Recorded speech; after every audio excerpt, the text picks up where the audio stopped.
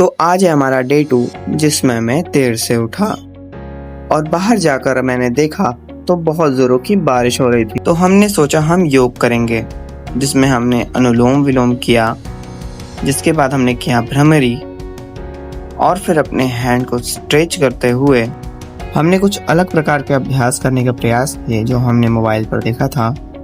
तो उसके बाद हमने देखा बारिश रुक गई है, ठीक है तो चलते हैं। फिर हमने जल्दी जितनी जल्दी हो सकता था अपने बिस्तर को फोल्ड किया।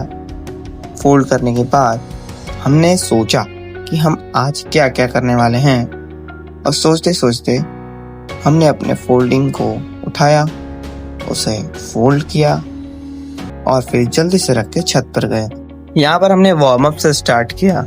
किसी भी वर्कआउट या एक्सरसाइज के पहले वार्म अप बहुत ज़रूरी होता है। तो हमने वार्म अप करते हुए अपनी बॉडी को भी थोड़ा स्ट्रेच किया। बॉडी को स्ट्रेच करना भी बहुत ज़रूरी है, जिससे नर्व्स खुलती हैं और अच्छे से एक्सरसाइज हो पाती है। फिर हमने लगाए थोड़े पुशअप्स लगाने से हमारे हैंड की स्ट्रेंथ बढ़ती है।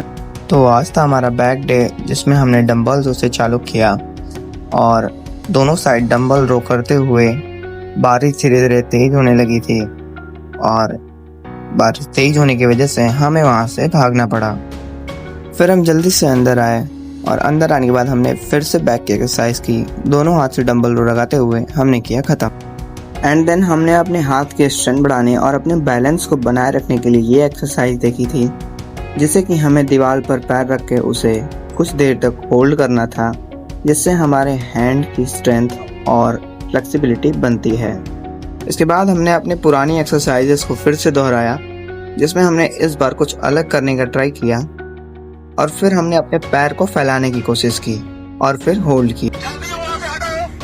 फिर हमने सोचा क्यों ना अपनी हाइट थोड़ी बढ़ाई जाए, जिससे पैर को और स्ट्रेट करना हो पाएगा। तो हमने अपने टेबल पे करना स्टार्ट किया और पहले एक पैर और फिर दूसरा पैर करके हमने होल्ड किया, और ये पहली बार में ही हो गया। ये देखकर मुझे खुशी हुई। फिर मैंने एक हाथ से करने का प्रयास किया, मुझे लगा कि ये हो जाएगा, लेकिन